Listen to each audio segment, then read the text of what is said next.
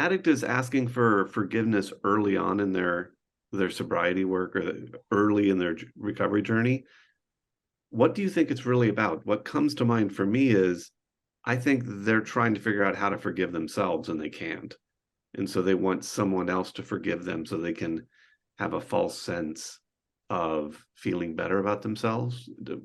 What are your guys' thoughts? Where does that need for the addict to ask for forgiveness early on come from? I think some of the guys, some of the addicts are women and men. I think some of the addicts truly regret and remorse about their actions. And so I think sometimes when they're asking forgiveness, they really do understand the hurt and pain they've caused.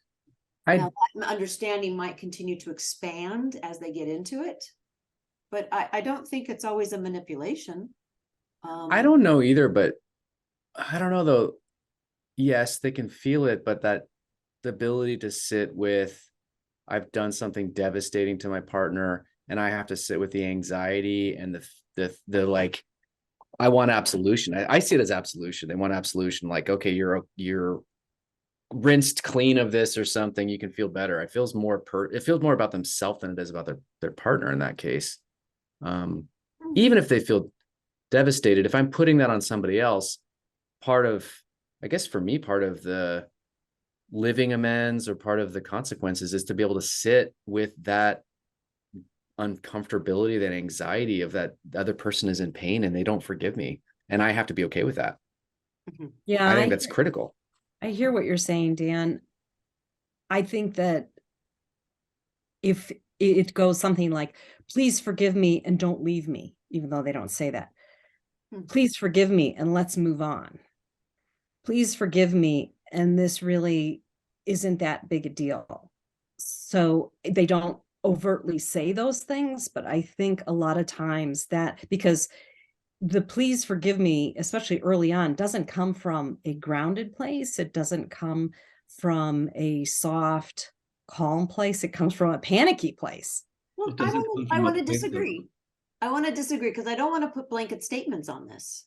I mean, I have experienced addicts in great remorse, and it's please forgive me and I'm so sorry. And I realize that may be the exception, but I don't want to put blanket statements on someone saying something, asking for forgiveness and having as best they can their truest understanding of the pain that they've caused. Because I have experienced some addicts really understand that at the front side. Now, it may not be the majority, but I don't want to put blanket statements that doesn't occur.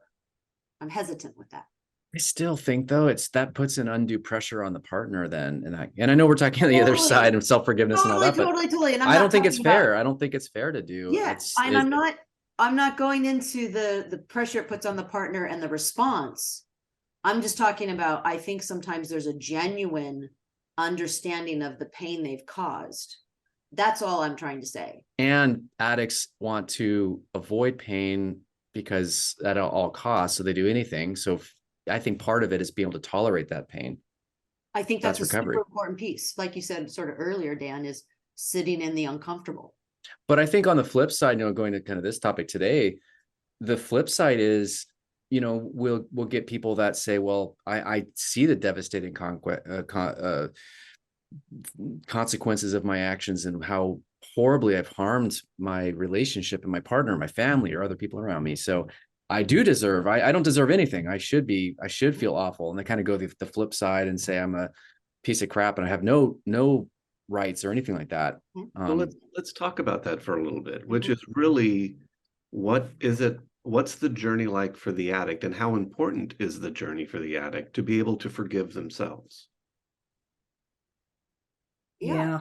That plays into that shame spiral we talk about a lot, is how to manage the shame, feel the responsibility, feel the consequences, but not be overwhelmed by it and not be swept away by it. I like what you just said there, because I think that this is one of those sticking points that people outside of 12 steps sometimes struggle with.